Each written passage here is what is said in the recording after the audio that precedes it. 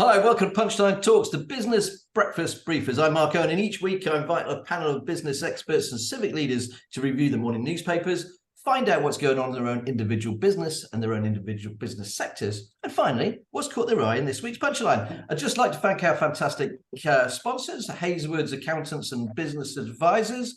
And let's meet our brilliant panel. Today we have Amanda Toner. She's Director of Inspirational Director of Incinto Group. They've got the franchise for Gloucestershire McDonald's. We've got 1,100 staff across 7 restaurants and a turnover of just approximately 41 million. We've also got Phil McCormick today, who's unfortunately is camera shy. He's the owner and managing director of Nick's Timber, Gloucester's oldest independent business based on Bristol Road. It's 168 years old and it's got around 3 depots, but we'll talk about that later on. We've got Nigel Tillott. He's the director of Davis & Partners, 180 staff across 4 offices, turnover around 9 million. Nigel is an expert in employment law and how to avoid employment difficulties. He's also the founder of Gloucester's 10K run as well. They just had a successful outing recently. And we have, last but never least, Jonathan Viney. He's the MD and owner and founder of JV Consultancies. And I like to call him, he's Gloucestershire's sales guru. He's also a trustee of the Piper appeal as well. Right, let's have a look at what's making the headlines this morning. And I'm afraid there's only one story that's really going around. It's Groundhog Day for Rishi. The Daily Mail. We should decide who comes here, not criminal gangs. The Daily Express. Rishi's radical plan to fix the NHS. The Times. Blueprint to boost NHS workforce by 200,000. The Daily Telegraph. Biggest NHS reform in its history to save 10 billion. The Mirror. Dear Rishi, we want to give all our children free school meals, says little Poppy. The Eye, mortgage deals hiked again as big 6 banks raise their prices. The Financial Times, record withdrawals from banks as British households tap into savings as things get a bit squeezed. And the Daily Star, boffins' brains explode. Let's not go there. But we love the Daily Star. Jonathan, what have you picked out from today's headlines? Well, I picked 3 papers, the Sun, the Mail and the Telegraph. There was nothing in the Sun, so I'll go. I'm doing some work with a company based in Eagle Tower, actually, which is ex-government, how do they like to be phrased, ex-government intelligence and secret scroll people. And they've created this kind of new technology for checking your cybersecurity. And I noticed in the Mail, there's a whole piece by this ex-spook, as he's been called, who's written a book on how to avoid the disaster that's coming in the cyber world. And I just kind of started thinking, well, a few years ago, cyber wasn't even a word that people use, and let alone cyber crime. And the statistics are that actually cyber crime globally is one of the fastest growing and biggest economies the world has. And suddenly all businesses have to now take a review. Whereas it used to be you had to make sure you had an alarm on your building, and depending how secure it was, whether you had physical security, people are now spending an absolute fortune protecting against this new crime wave that's happening. Well, it's funny you say that, Jonathan. I get regular press releases all the time of new cyber companies opening up and all the different spooks coming out. But then I suppose this is what Gloucestershire is going to be famous for. You know, the aviation industry, and GCHQ, and of course, obviously the new cyber park, which they hope to build. And you're right, there's a number of cyber businesses, aren't there, in Eagle Tower? Yeah, Eagle Tower and around. And the actual community did some research from another organisation. There's over 7,000 cyber businesses. Wow. But the big thing also is that, let's be honest about it, the war in Ukraine has really woken us up to this, because there's, you know, they're interested in destroying our infrastructure. It goes without saying. I think we've all got to be more aware than ever, don't we? Yes, and I get a little bit closer to it. You don't appreciate, or I didn't appreciate, what a great job that GCHQ and the guys there and the ladies do for England and Britain. The attacks from a government, let alone the criminals, is just huge, and suddenly it's become the weak point. I mean, look at Gloucester City Council. It cost them over £1 million just to sort out after they were hacked. I mean, you must come across it at your desk, Nigel, obviously in employment law and things like that, you know, making sure that things are secure. It's a big concern, I think, for most businesses nowadays, because you just do more and more and more, and you're still vulnerable. And it's a constant educating staff not to let people in by hacks, but there's all sorts of tricks going on. And I think keeping up with it is pretty well impossible. Okay. But they try. Without a shadow of a doubt, we get some emails, you know, asking you to click into this and click into that, and they look so real. Some of them, you know, especially. Just an interesting thing about the cyber bit, and I didn't realize that how these hacks, some of them come about, is because Microsoft or companies say, "Oh, we found an exposure in our product, so here's a patch." So the cyber criminals then de-engineer what that patch is fixing, and then go and attack the people who haven't uploaded the patch. All right, gosh. Let's talk about signposting the criminals to where the problems are. Yeah. Okay. Well, thanks ever so much, Jonathan. Amanda, what have you picked out for us today? Well, we're probably going to talk about this more anyway with the NHS, which is what you were talking about before. I was interested that all these large claims about what we're going to do and how many more millions we're going to have and how we're going to support this. Yes, very welcome, but I'm just intrigued as to how they're actually going to get it moving, because we've, on a very small scale, been trying to up our training and up the managers and up that kind of things, and it just takes such an amount of time. I really welcome the fact that they're going to increase the medical school, and the fact that they're going to, when you talked a little bit before, Nigel, about the allowing people to earn while they learn, so not an apprentice, but almost people being on the job and getting paid for it, because it must be one of the most difficult jobs. And when you're training as a student on that kind of wage, how do you encourage people to sustain it?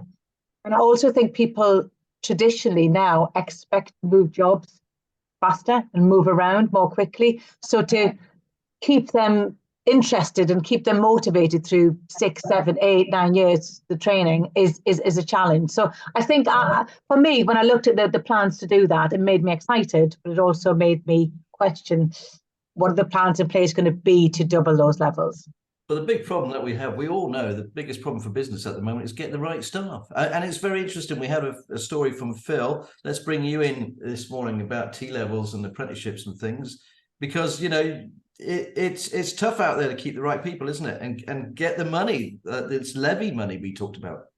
Well, I think it's difficult to get people to do what they perceive to be dirty jobs as opposed to clean jobs. The generation that's sort of coming into the job market now, I don't really, well, difficult to say this because it sounds very negative, but I don't mean to be. But we're finding it very difficult to encourage the right people in to the ground starting point in an industry, which is the only place you can really start if you want to learn an industry. They expect to come in at degree level, in a degree in sports science, coming into the timber industry at management level on 30 grand with nothing to contribute to the business for about 5 years because they've got to learn an industry.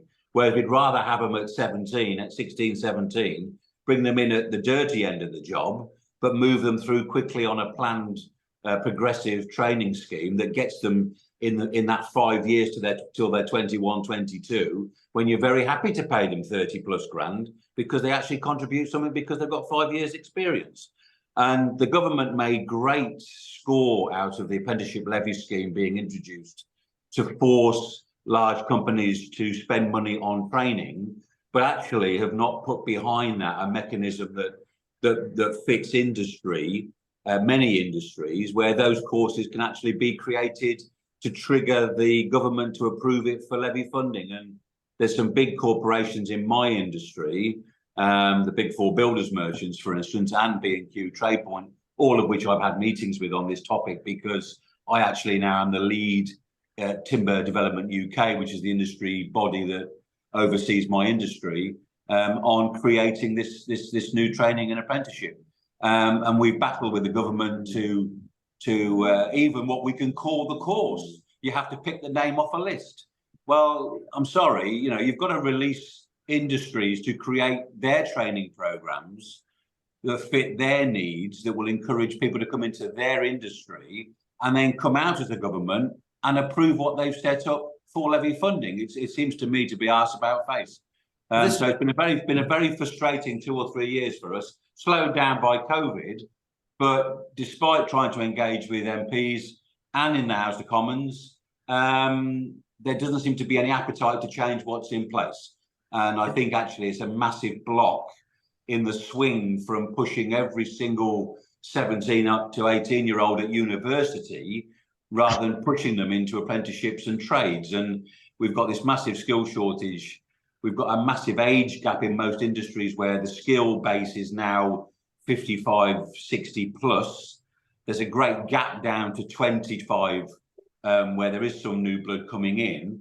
But who's going to manage these businesses, including my own, in those middle years when we want to step out? And as a result, I think people in my position who own businesses that require a skill base are actually being stopped from stepping out because we haven't got somebody behind us, because we haven't been able to train them with the abilities to continue on running a business that is complex, to say the least. So, yeah, frustrating. Without a shadow of a doubt, I hear this all the time, right across all the different sectors. I mean, we could come back to this very quickly. The NHS, we all love it, and when people go in there, the amazing job they do. But can we afford it? Can we still afford the NHS? You know, how much more are we all willing to pump into it? I mean, surely it's the management of the whole system is broken, isn't it? The problem you've got, Mark, with the NHS is the same problem I've got with a massive extra demand for timber based on CO2 capture and negative carbon bills and all the things that have come out the woodwork in the last, excuse the pun, come out the woodwork in the last, 3 or 4 years. I can't go into my works here and push a button and produce more wood. It takes 40 years to grow a tree. The NHS can make a decision today and can change things today. It's still going to take 5 to 7 years to train a doctor. It isn't going to fix it in the short term. But we've got to invest. We've got to invest now for the longer term. Otherwise, the next generation won't have what we've had, and I think that'd be very sad, to be honest. The big problem is, though, politically, there'll be another election, and then the life cycle of a political party in Parliament is 5 or 6 years. So you've got to plan in order to get those 2 terms in there to make a difference. Anyway, well, let's not go on the political front too much, otherwise we will go off the track here.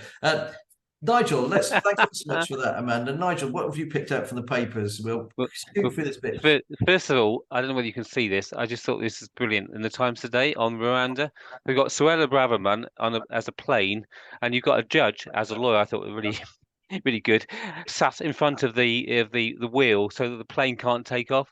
I just thought it absolutely classic.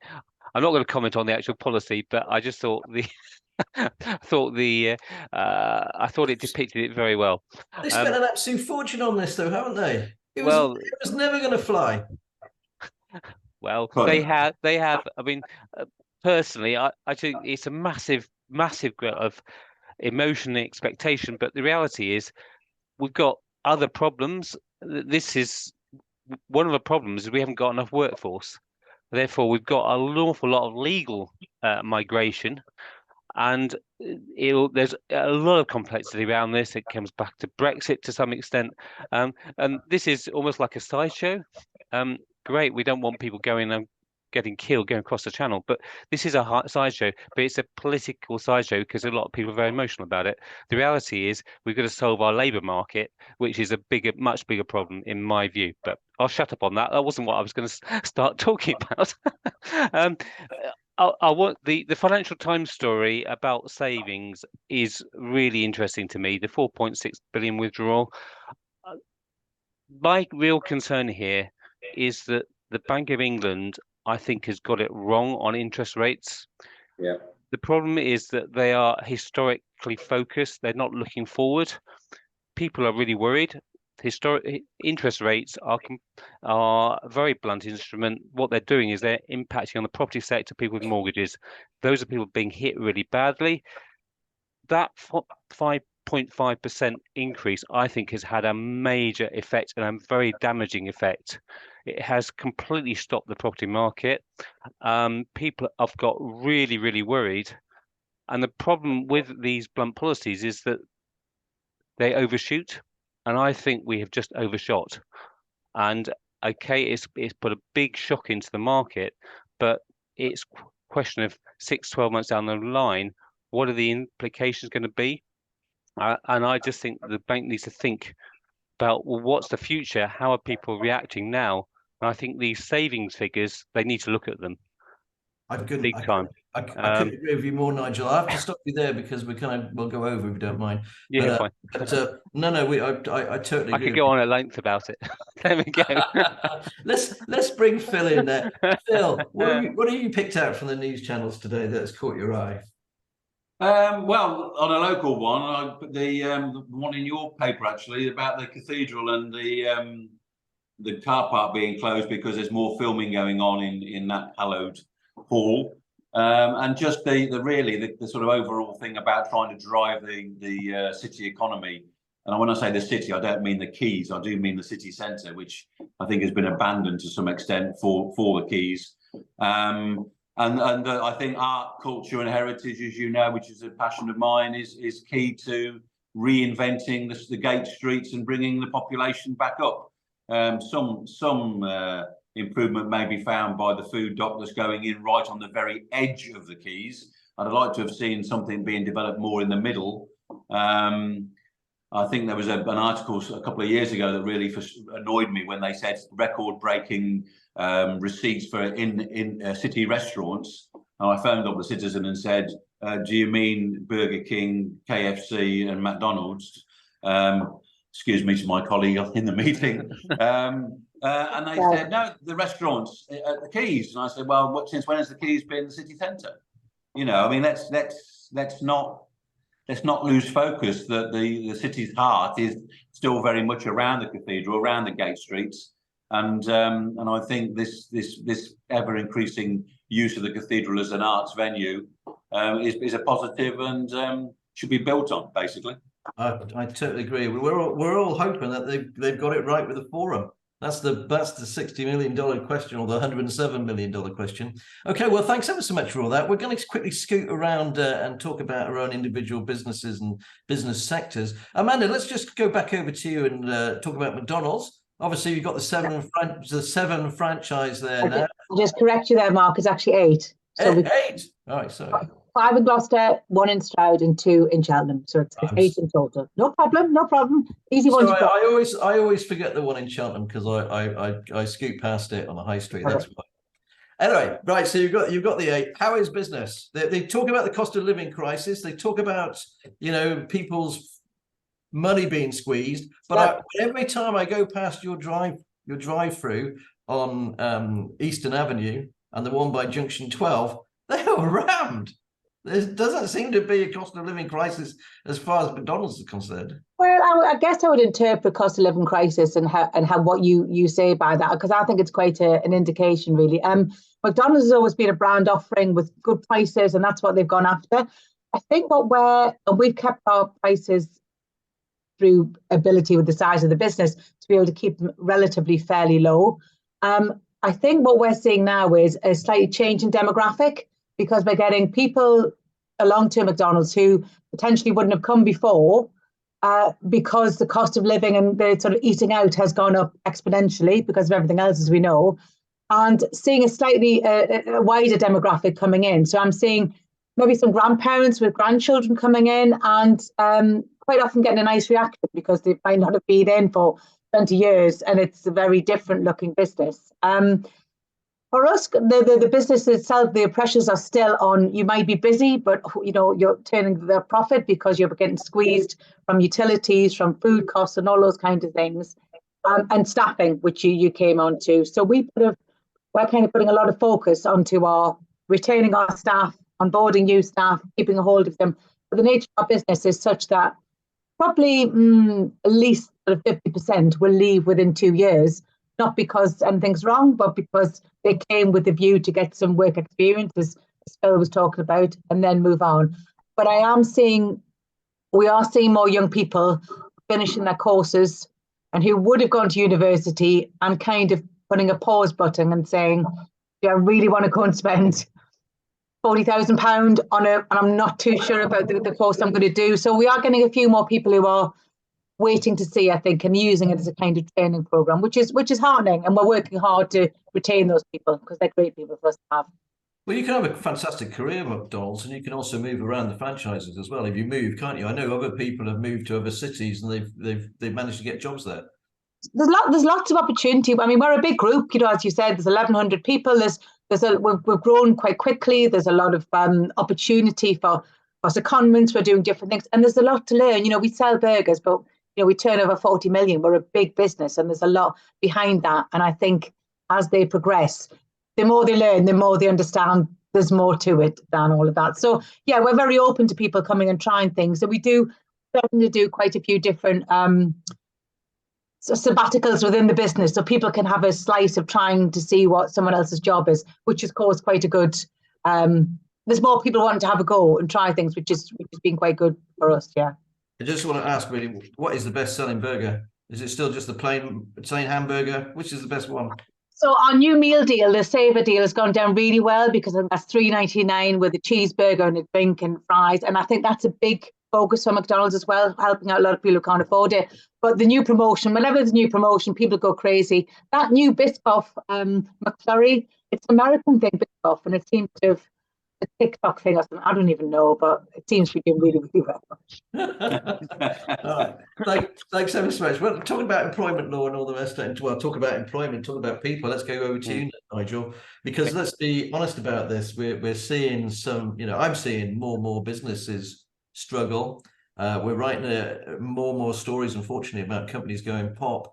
Are you seeing that as well? You know, are companies having a bit more distressed? Are you involved in more that kind of stuff? I begin to feel it a bit.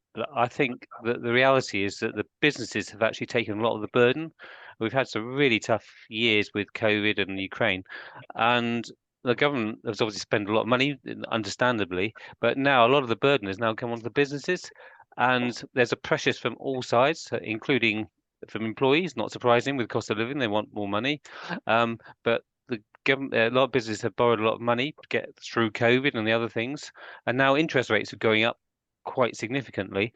So, and businesses are paying more taxes, corporation tax going up. So a lot of pressure is on businesses, and I think that a lot of them are really struggling. So yeah, it's not a great time for business. They can't afford to pay more on the recruitment, and there are not that many potential employees around. But I'm getting the feeling that there are less vacancies because businesses are actually thinking, well, look, if the odd person leaves, frankly, we can't really afford, because the wage bill's going up, we're going to have less staff. So I think that's sort of where it's going. I think it's a really tough time, and particularly we're moving to the sort of, again, working longer, harder for less again. You know, I don't know about you, but the managers I talk to, we're all knackered. Yeah. I think that's right, and I think there's a lot of, and I think Phil was talking about the younger generation and the approach and attitude has changed. I mean, in 20 years ago, it was almost like you went to somewhere and it was job for life, and you basically had that loyalty premium. Well, you don't have that so much now. People sort of say, more people coming in, well, what can you do for me? And going back to the apprenticeship levy, that is a problem. One of the things that you can't do with it, you can't actually lock an employee in for a couple of years after you train them.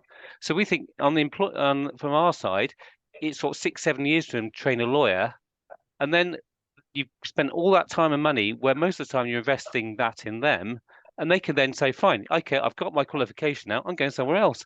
You think, and it's a real disincentive to us to actually train people. So these things need to be thought about more sensibly. That how is it going to benefit the employer?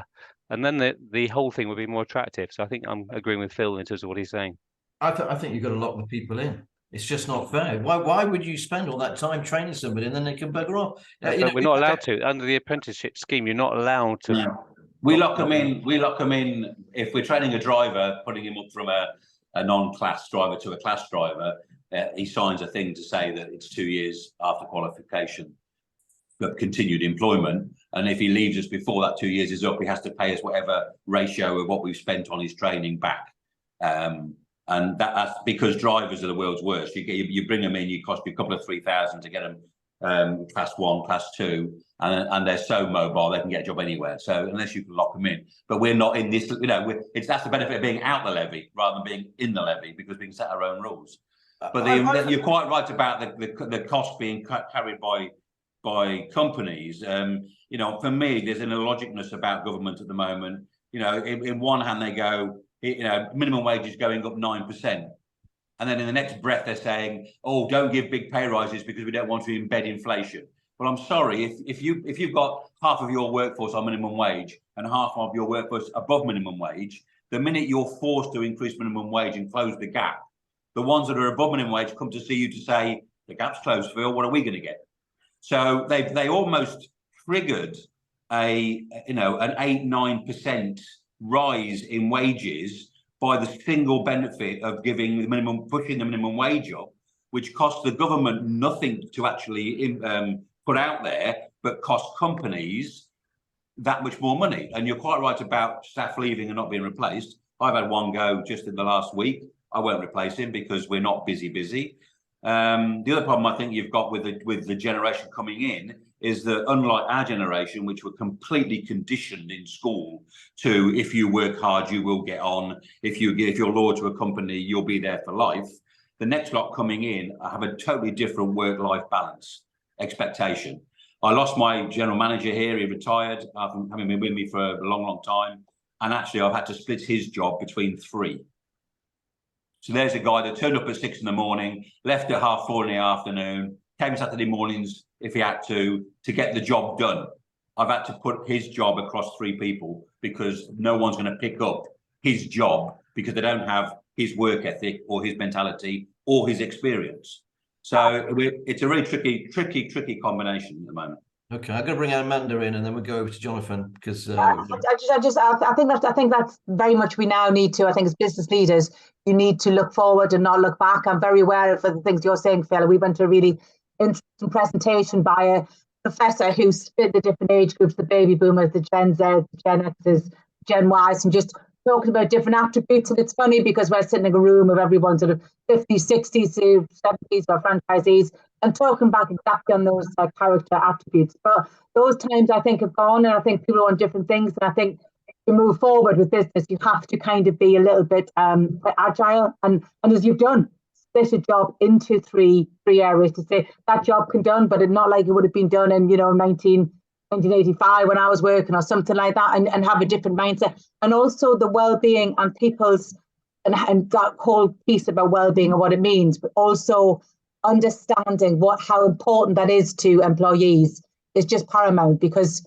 it has definitely shifted the balance of business. And I think you're right to say the power is now much more in the hands of the employees to a great extent. How do I keep them engaged? How do I keep them with me? So, yeah. Maybe that's why we need a really hard recession, so it'll flip round. We need mass unemployment, so that they appreciate the work. Let's not go there anyway. Jonathan, let's talk about your side, because obviously you launched your business, I think just during the pandemic, really, and you're all guns blazing now. I mean, the crux of it, basically, it's all about sales, isn't it? Yeah, it's interesting to listen to everybody who've got large workforces and you've got people that have got to deliver things and make things happen. For my area of specialism over the last 40 plus years has been in sales and sales management. And yes, lots of companies come to me and say, well, we need to increase our sales. We need to look at what needs to be done.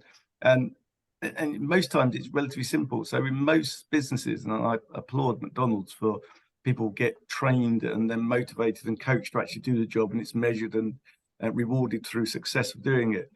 Most sales teams are not. Most people, unfortunately, believe if you pay someone a lot of money and they've got a title of a salesperson, they're self-motivated and will go out and do the job. In my experience, I find that if you manage those people and coach them and continually train them on little bits of incremental improvement, just looking at 1%, you can radically change your sales performance by creating better value for your customers, actually sometimes charging more rather than charging less, but making sure the customer understands that value and just taking people through that journey. And everybody who touches the customer is part of that journey. So I started in a McDonald's restaurant 2 or 3 years ago, and Amanda showed me to my chair to sit down to make sure I had my drink because it was a fairly busy area. It's just every little touch point makes a difference. And I just open my customers' eyes to that and give them the tools and show them how to do it and make sure that everybody is rewarded, not financially, but just in recognition, because people actually don't go to work for money. No, I believe, especially salespeople, they go to work, they want the rewards of the money if they do very well, but they want to work for somebody that they actually feel engaged with and they feel motivated. We go back to that work ethic. I think, yes, we all come from a similar area, all worked pretty hard. And salespeople are renowned for possibly not working hard, but that's because one of the key things I say, salespeople do what you inspect, not what you expect. Okay. If you just have that in mind, you can get a lot more productivity and success from your teams. All right, great. We'll finish that bit. Thanks, Jonathan. Bill, let's go over to you. Let's talk wood. Because you, Nick's Timber, you've got a number of different depots. Can you just give us an overview of the marketplace at the moment? Because, the government talks about we should all be more sustainable. We should be, doing more things. What's it like out there, your business at the moment? Well, we went through COVID on a crest of a wave that I've not seen in 40 years in the industry. I mean, the world went mad. It was the perfect storm. The sun was shining. People were at home. They were getting paid for being there. They were bored to tears because they couldn't go anywhere. So you know what? Let's build a shed. Let's build a deck. Let's bend the fence. Let's do some landscaping. I mean, we couldn't get wood, and the shortages that were created, particularly with the problems with forest fires in Canada and such like. There was the demand outstripped supply, and the price of wood doubled. I do mean doubled in 9 months, and a lot of money was made in my industry. We had our most successful 2 years in the 168 we've been around, and that has enabled us to invest heavily in the business to make it secure for the next decade, so that we can hand it on to the next lot in good shape. So that's the good thing. The flip side of that is that everybody did every deck in the world, everybody did every fence repair, and there has to be a leveling off. So there's been no fencing market for 2 years. There's been no decking market for 2 years. The construction market has held up relatively well, but as Nigel has said, the interest rate rise is now killing that. There are timber frame building companies, or rather factories that make timber frame housing sets, now going bust. Because it's an instant switch off, and no business of size can cope with an instant switch off. So we are, as an industry, we are teetering, I think, on a problem. I'm hoping that these interest rates don't stay high for very long. Wood supply is now increasing. Politically, I sit on a cross-party House of Commons committee for timber that was set up after the Grenfell fire. Politically, we're still fighting the ignorance of politicians with regards to timber as a product, and still having it banned on things like high-rise buildings, which killed a developing CLT market, which is a total solid timber build, the biggest building in the UK being an 8-storey block of flats in London, which is completely 100% wood. This is the future. They're waking up now to the fact that within that building there are tens of tons of carbon stored inside that timber. So if we want to achieve a zero carbon build infrastructure, the only way we're going to do that is to actually design more timber into what we build, because timber is the only negative carbon building product. I was recently involved with UE, their graduation of their architects about 2-3 weeks ago. And as I walk around seeing the end of term projects, if I'd done that 5 years ago, we sponsor an award down there for design. 5 years ago, I would say that probably 20% of the end of year student work was timber based. The rest was conventional.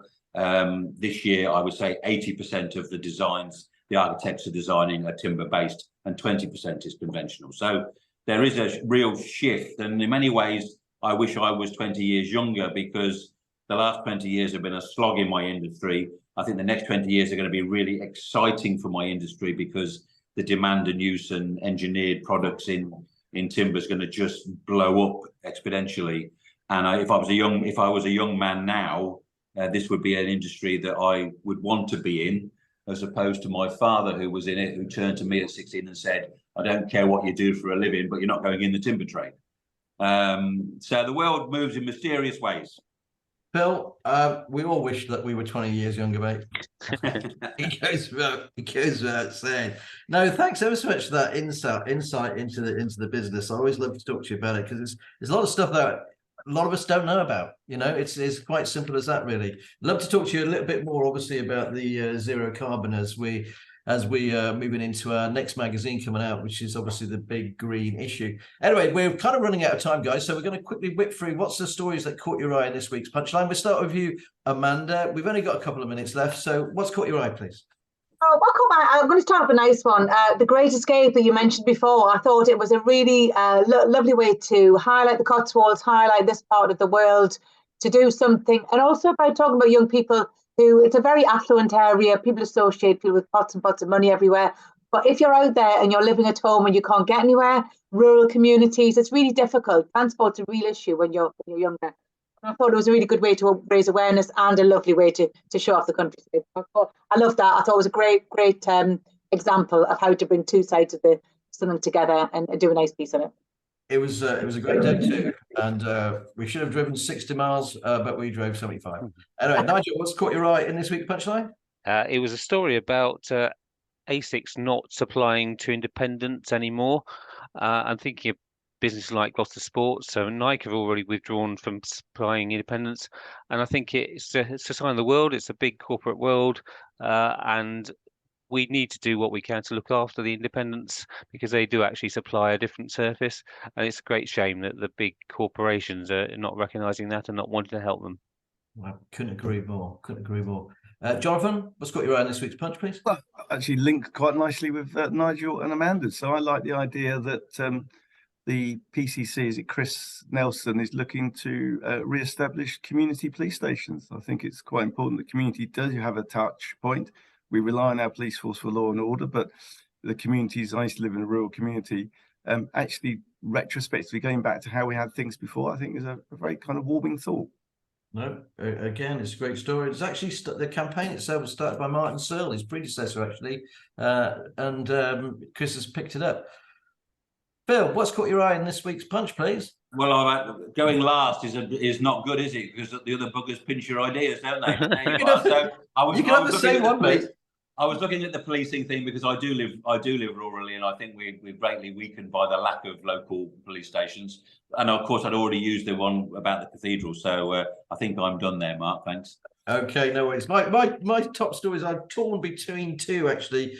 We started Monday with a 2,250 home Westminster development that is going to basically treble the size of the town. And yesterday's story, the chief executive of Gloucestershire Airport resigns. Two of those stories were both our exclusive. Anyway, that's all we've got time for today. Thanks ever so much for watching Punchline Talks. Fantastic. Thanks ever so much to my brilliant panel and also excellent sponsors, Hazelwood's Accountants and Business Advisors. That's all we've got time for this week. If you like the show, please like, share, and subscribe. And don't forget, it's all in the Punchline. Thank you. Bye. It's not switching on.